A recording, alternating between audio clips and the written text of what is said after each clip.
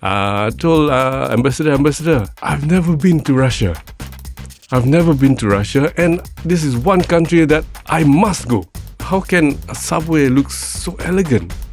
It's like an orchestra, building or hall. Tatarian people, they are very active in inviting guests from the global south or global majority. Global majority, yes. Yeah. Correct. 3 billion USD is not enough. We need more. We need to double that. We need to triple that in the next 5 years. Zvezda Holding presents Dynamic Spectrum Talks now.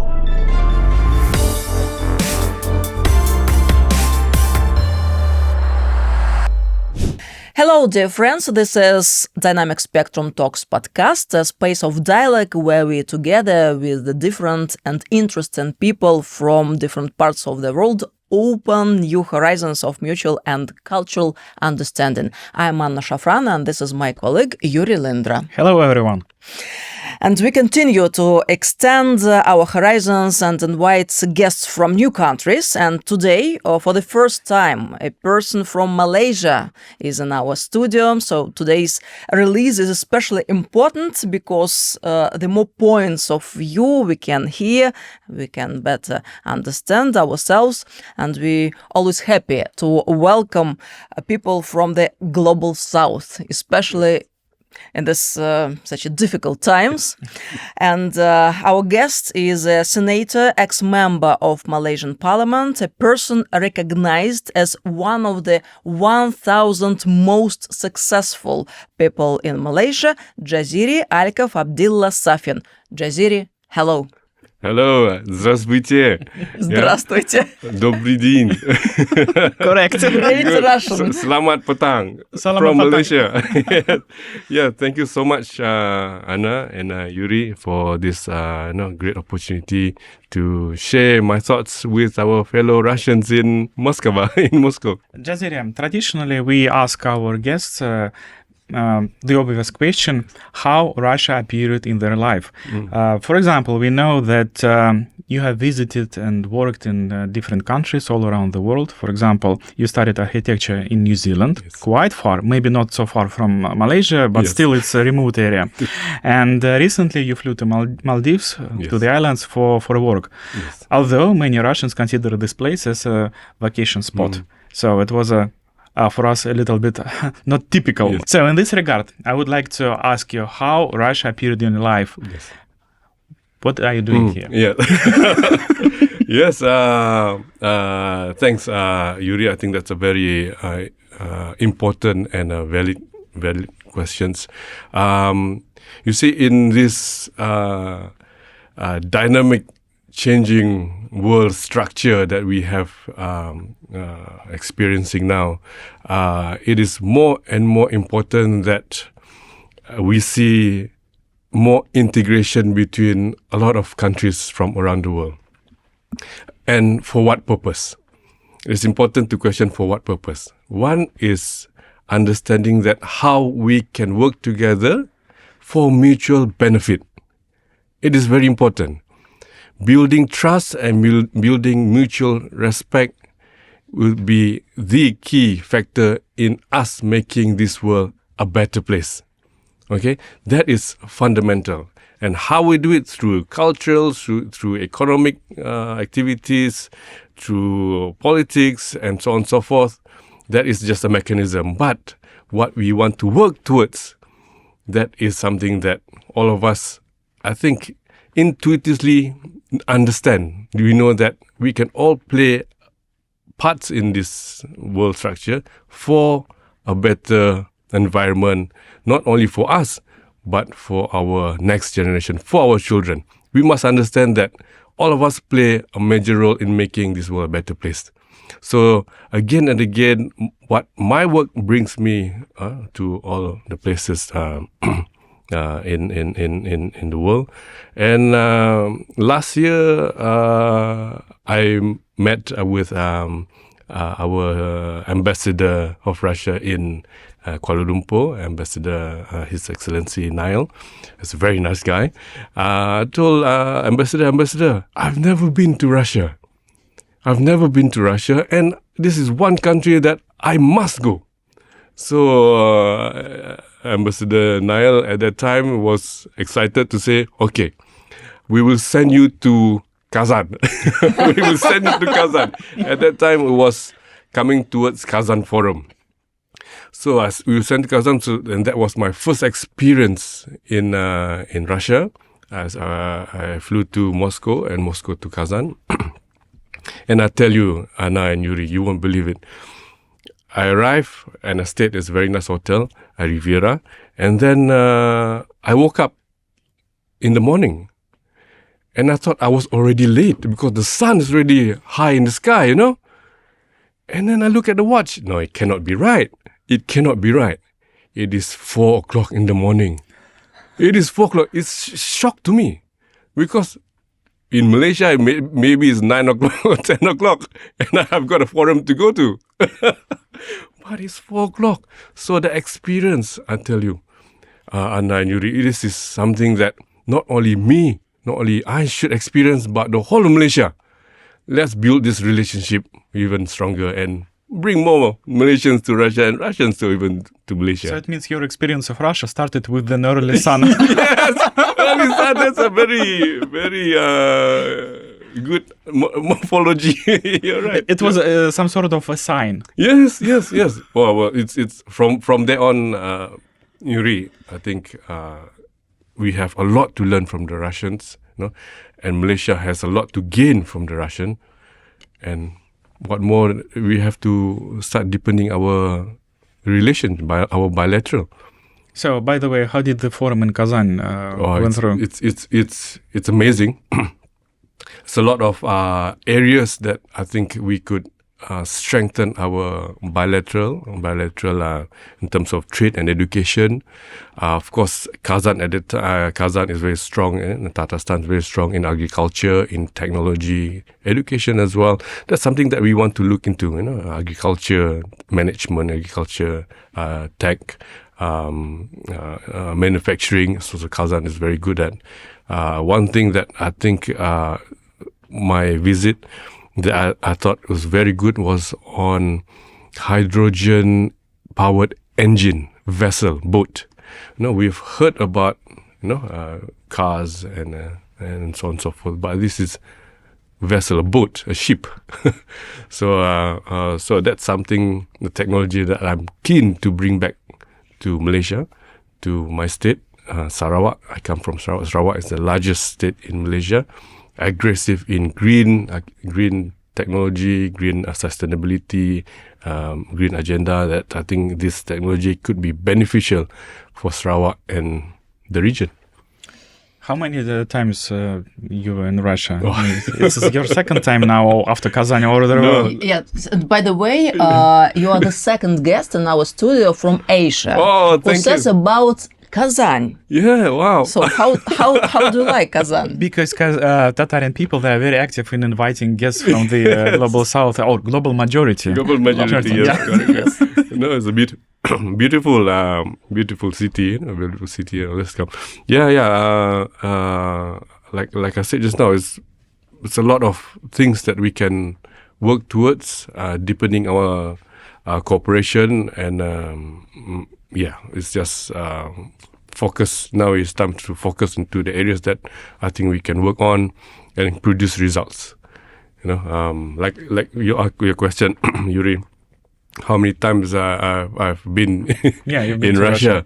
I told my embassy of Russia in Kuala Lumpur. I told Ambassador Niall, Ambassador, I think it's not fair for me to go to Russia every time I have to apply for my visa. No, if I come 1 time, 2 times, it's okay. But I come 5 times per year. So you need a permanent residence. Yeah, that's right. Maybe I need a longer visa permit, you know. But he said, okay, we'll work on it.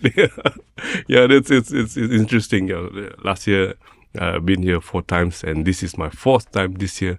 Jaziri, what Russian cities had you visited by this time, and how do you like them? Yes. What's your impressions? Yeah, you see, Anna, I'm an architect by profession, so buildings and city designs fascinate me.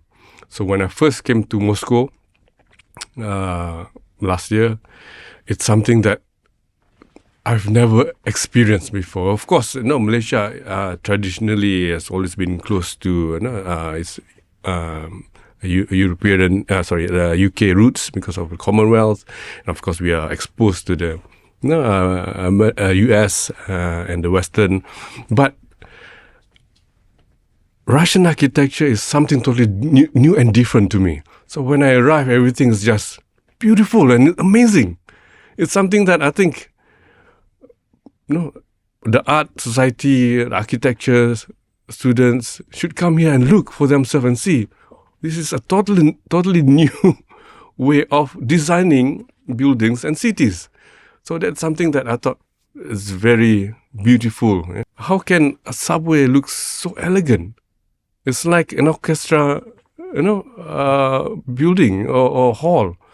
It's something that really fascinates me. Then, spending half a day, whole day of traveling in the subway, in the metro, it's just amazing, and it's just you feel that how much effort and how much design and how much detail has been put into these public structures that I think, wow, it's just.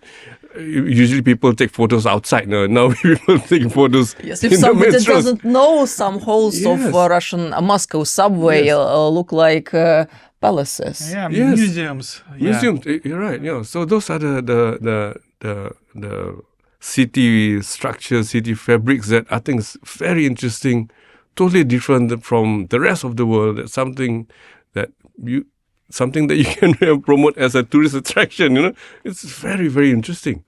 All right, Jaziri. We already discussed Russian subway and your impressions about major Russian city. But what are your current projects here in Russia? What are you busy with? Yes.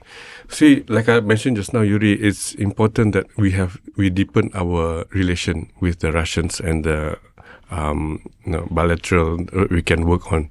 So number one, the thing that always bring me here is public diplomacy, understanding that there's a lot of opportunities between Malaysia and Russia. Not only economical, not only educational, but tourism and people-to-people relation. A few things, just to mention, just maybe 2 days ago, we had this online meeting on future collaboration partnership between Swinburne University Sarawak, is one of the state-owned university in Sarawak, Malaysia, in my state, and the institute is a state university, Institute of Physics and MIPT, Institute of Physics in Moscow. The reason why this is very, very interesting to me is because, again, in Malaysia, working towards a developed nation, developed economy, it is always important that there is a constant and sustainable supply of talent. Okay? Talent in education. So what kind of talent are we looking at? Talent that helps us grow. In what areas? In Malaysia is focusing on AI, focusing on green, focusing on new renewable technology and energy. So those key areas are important to bring us to the next level, to become a major player in Asean and of course in our region and probably in the whole world. So understanding that and having a supply of talent in which area? In STEM, in mathematics, in physics, in innovators, creators, scientists and engineering and so on and so forth. So I come back to the two institutions that we managed to bring together to work towards building up our mathematicians, building up the fundamentals, the next generation of mathematics. Countries, huge countries like Russia, why you are very advanced in many areas: energy, AI, security, aerospace. High-profile engineering school, strong math background, Yes, physics, that's right. chemistry. That's right. So in us building our capacity as a major economic player in our region, we must have the fundamental. Bridging these two institutions is very important, and we will have. I'm arranging more institutions like this so that we are the Russians can help us build our mathematicians, build our scientists, build our engineers, the core engine of growth for our country.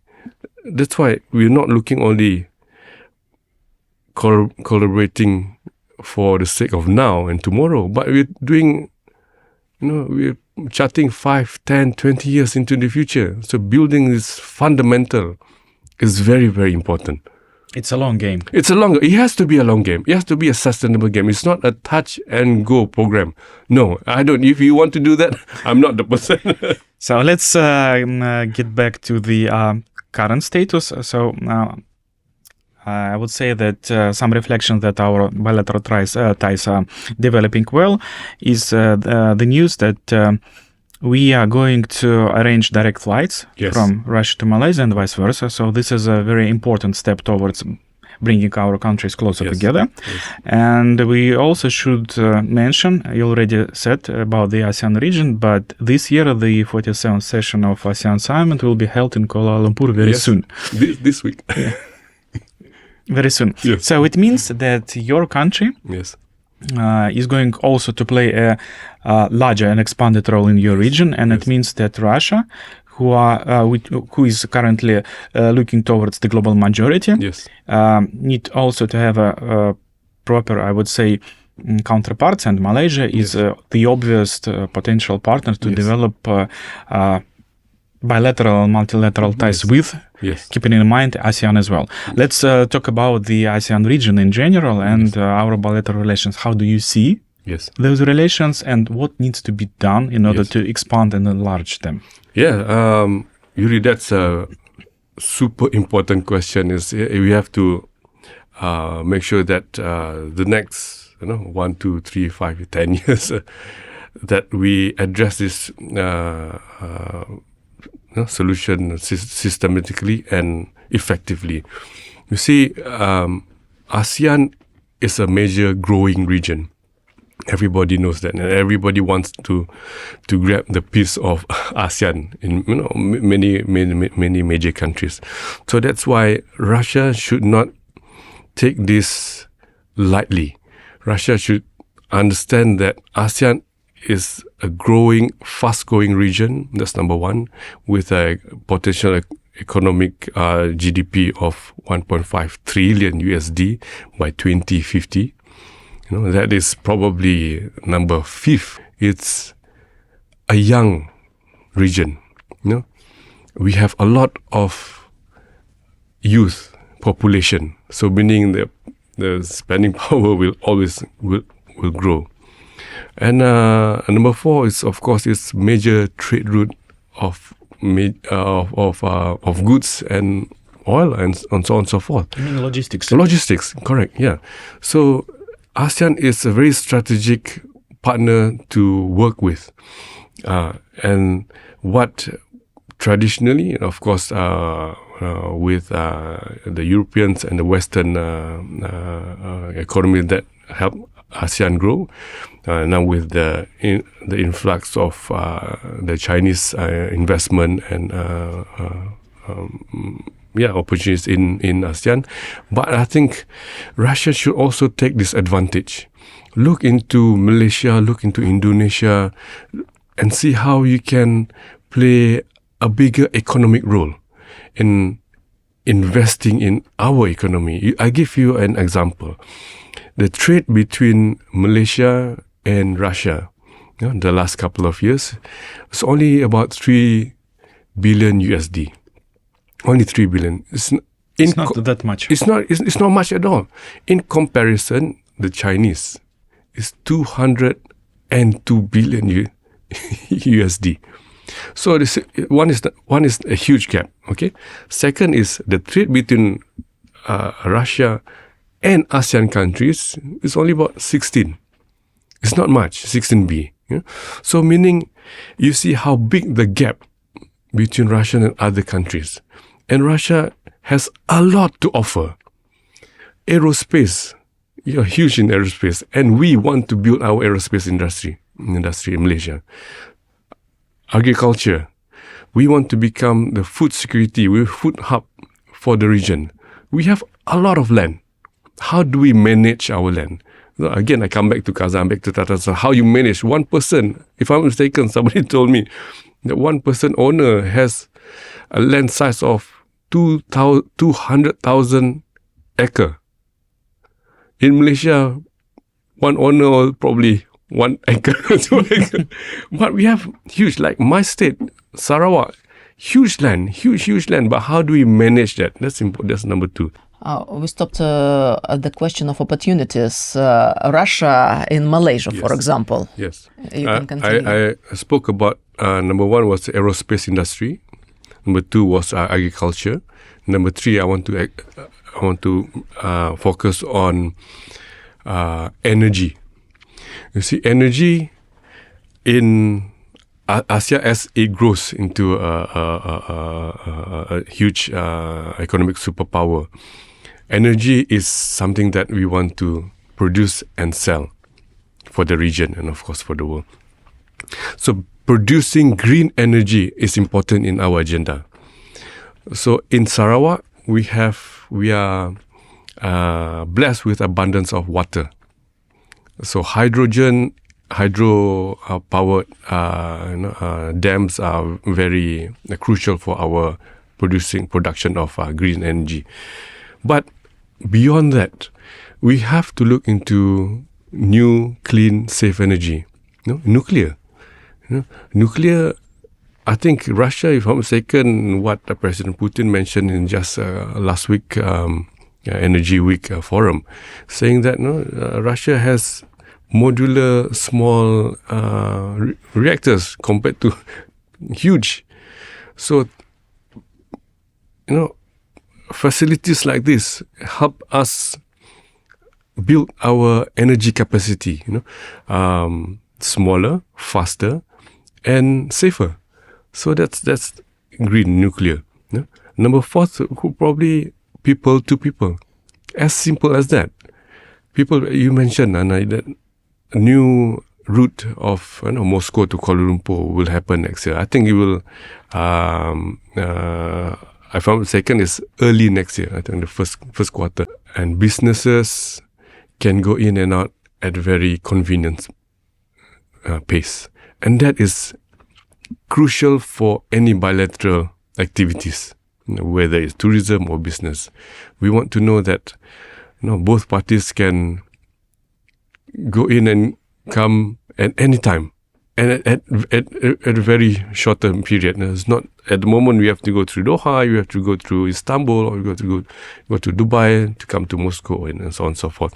But if we are able to connect the route direct, I think we will definitely see our bilateral will jump double fold in the shortest time. And the 5th one, I've got 5 programs. Probably 6 even. Education. Again, education, like I said just now, mathematics you are very, very strong. One more topic. Jasdiri, we know that you participated in the World Public Assembly, which was held not so long ago on the 20th of September. We have already mentioned this meeting in our previous episodes of our podcast. It was a truly major event. More than 4,000 participants from 153 countries took part in the assembly, including prominent public figures, scientists, cultural representatives. In your social media, Jaziri, you wrote that on the assembly you managed to sign important agreements within the framework of the BRICS. Could you tell us in more details about the results achieved and how the assembly went in general? Yes. It's a very interesting event because it is the first World Public Assembly, and you won't believe. I'm sure you were there, so you won't believe how many people turn up. The first day, so many people, but the second day is even more. Usually, the first day in any program, the first day is probably a lot, Second day, a bit less, and the third day maybe more or less. But this is the opposite. The second day, you can't even walk. It is so packed. What I'm trying to say here is that the core of the message of World Public Assembly is people coming together and building a better world. And if the second day is more than the first day, meaning that you are attracting a lot more people that wants to build this world a better place. A lot more dialogues being discussed, a lot more actions being taken to address this pathway, this trajectory, which is beneficial for the whole world. I'd like to say also that Tun Dr. Mahathir Mohamad, our former Prime Minister, was supposed to be in Moscow together with myself. Unfortunately, Dr. Mahathir was not able to join. He is 100 years old. 100 years old. Our fourth and seventh Prime Minister. He is very well. He sends his regards. But unfortunately, at that time, due to last minute, he was recovering. But the doctor said that maybe you have to not travel at this time. So he was supposed to go, and but he managed to send a video message rather than physical. That is very an honor to us Malaysians. And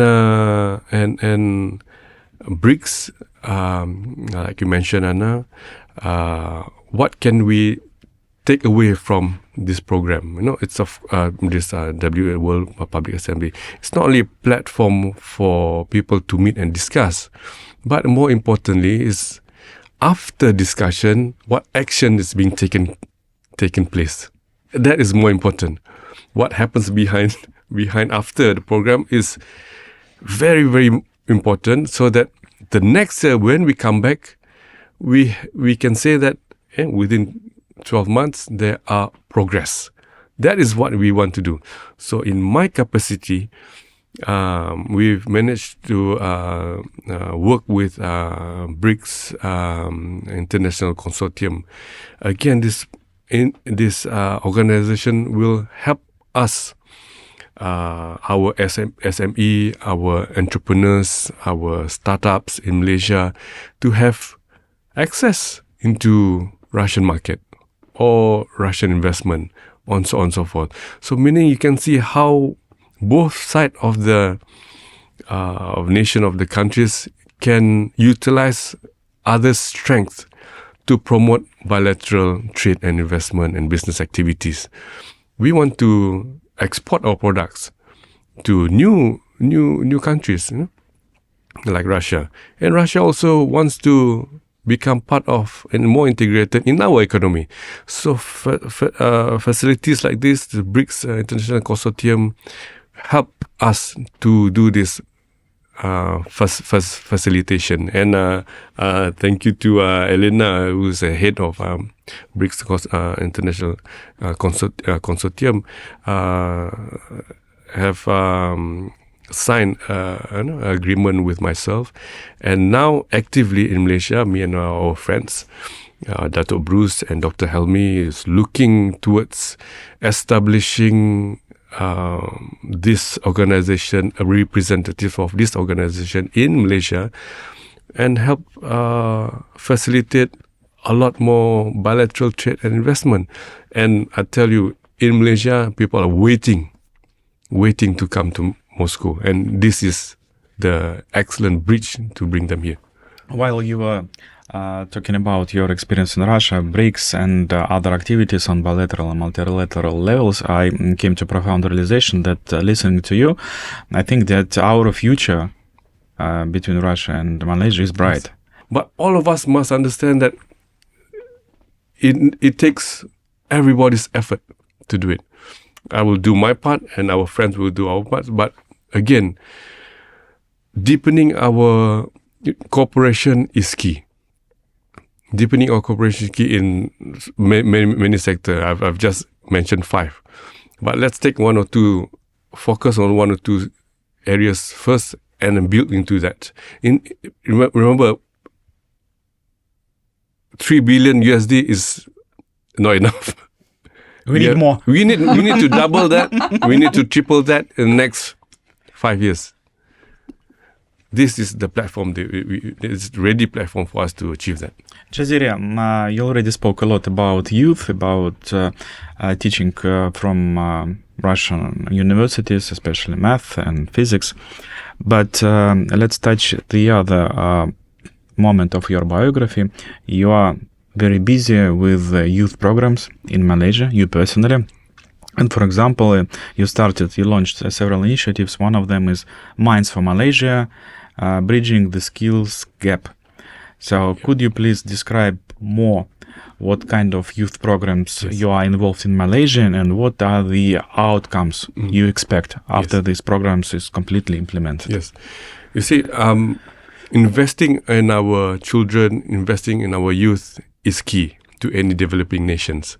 You must understand that they are the future and they hold the key to the future of our country. So making sure that they have the access to good education, opportunities, funds or grants from the government. It is very important for them to grow and participate in building Malaysia personally. It is very important. It's not that they see somebody do the work and they enjoy the fruit of it.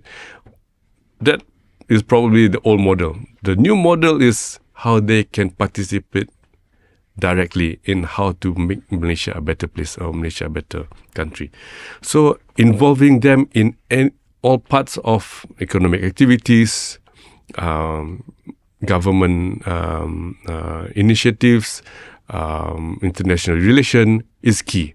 So what we did, Yuri, Minds for Malaysia, and we just concluded Youth Empowerment Fair as well. This is the 3rd year, if I'm not mistaken. And these initiatives help them to see that, hey, they can do a lot more. So, and let's continue the topic of youth. We know, Jaziri, that in addition to all of your achievements, you are also a writer and you have books. Do more of what makes you awesome and soft skills for the future. With these books, you inspire teenagers and young people to reach their potential and help them navigate the complexities of the modern world. Please tell us in more details about these books and why did you decide to start writing? Yeah. Yes, thanks, Anna. Yeah, investing in our children and youth. Okay, each one of us has something to offer. Each one of us, each children has their own strength, talent, and innate ability. As parents, as teachers, as educators, it is our task to make them understand and make them explore these abilities they do not have. They have, but they have not discovered. Is how to discover their strengths. It's all about strength finding. So this book helps you discover what is your natural strength. Because if you have an innate ability and strength, a talent, a natural talent, if you are able to discover it early and polish it and make it into your own strength, and how you can put that strength into your career. Okay, so I give you an example. I think it is no longer. We always ask our children, ask our students, what do you want to be when you grow up? You can be doctor, engineer, and so on and so forth. I think that is not an accurate question to ask. Okay, so now the question is, what is the question? The question is, what is your ability? What is your strength? What is your talent? And how can that talent turn into a career? So rather than focusing on the what is your career that you want, but focusing on why are you good at something and how can you contribute back. So the question is now turning into how you can contribute as a doctor, as an engineer, rather than you go into a career that you have probably no interest in, or probably you have no desire to go further. It is important to understand why we do stuff, and that will become the fuel, the motivation, and in becoming a more productive, a profession. So that is what we try to achieve here, is understanding how children can maximize their potential and turn it into a career-driven strength. To discover their superpower, internal superpower. Yes. Yeah. And to take it out. Yes. Yeah. And develop. And that superpower, Yuri, is in the brain. You think so? Yes. It is how we think, is how we feel, and how we react. You see, that's why I say it's inept. It's what we get from our parents and we get from the environment builds us who we are. So if we are able to decode it and turn it into a strength, and that could become the platform or the fundamentals on how you chart your way forward. Chart your way forward, meaning how do you create your pathway towards your future, towards your career. It is important to learn yourself first, your internal. You learn internally first about who you are, what is your strength, and how you can maximize your strength before you learn what is outside, externally. And your books help to help youth to understand better themselves, right? Yes. In order to understand their internal talents and Yes. what they can do with the talents they have. Yeah. How many times have we heard, people my age, probably older, say, "Oh, I finally found my talent and things I have to do." And they're probably 50, 60, which is fine, which is okay. And they start to work on that, passionately. They don't think 9 to 5 now. They do it because they like it, they enjoy it. How many times have we heard that, in our parents, in our friends? But what if they have that aha moment when they are 13, when they are 10? How much effective can they become as individuals? How become, a productive society, a member of the society? And imagine if there's only 1%, 10%, one classroom, one school. What about the whole state? What about the whole country?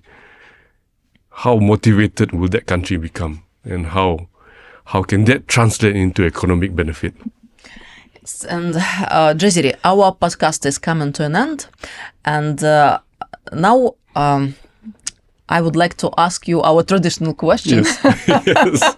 Is there any common between Russia and Malaysia, Russia and Asia, between our nations and peoples? Yes. The people. Why I say that? It's because, you see, in Malaysia, we are multicultural, multi-ethnicity. Our background is a lot of languages, a lot of religion, a lot of background. You know, in my state alone, in Sarawak, we've got at least 47 sub-ethnicity. We've got the Malays, Indians, we've got the Chinese, all Malaysians. We've got the Dayak Iban, we've got the Kadazan, and so on and so forth. So many. And when I come to Russia, come to Moscow, come to Kazan, come to St. Petersburg, I see the same thing. We thought, like I said, it's maybe not much exposure, but I think now it's turning differently. I see Russian has a lot of ethnicity as well, a lot of cultural background. And that's something that I think both of us could leverage on and build on. Again, people-to-people connection. Understanding our differences, differences meaning background, and how we are able to work in harmony, in collaborative efforts, initiative to build a better world. Dear Jaziri, thank you very much for this very interesting conversation. It was a great pleasure to talk to you. Spasiba. And we hope to see you soon in our studio again. Thank you. I'm more than happy to. Yeah, you will be a fifth time in Russia this year, so we'll invite you again. Thank you so much. Thank you so much, Anna. Thank you so much, Yuri, for this opportunity. I would like to extend invitation for both of you to come to Malaysia, to come to Kuala Lumpur. Let me know. I will come and pick you up at the airport and extend to our friends, in Russia as well. Come, look into Malaysia. You like to go to Bali, Indonesia. You like to Phuket, Thailand, probably Maldives. But I tell you, Malaysia is nothing less than that. Come to Malaysia. We believe you. Thank you. Thank you very much. And thank goodbye. you so much. Thank you, spasiba.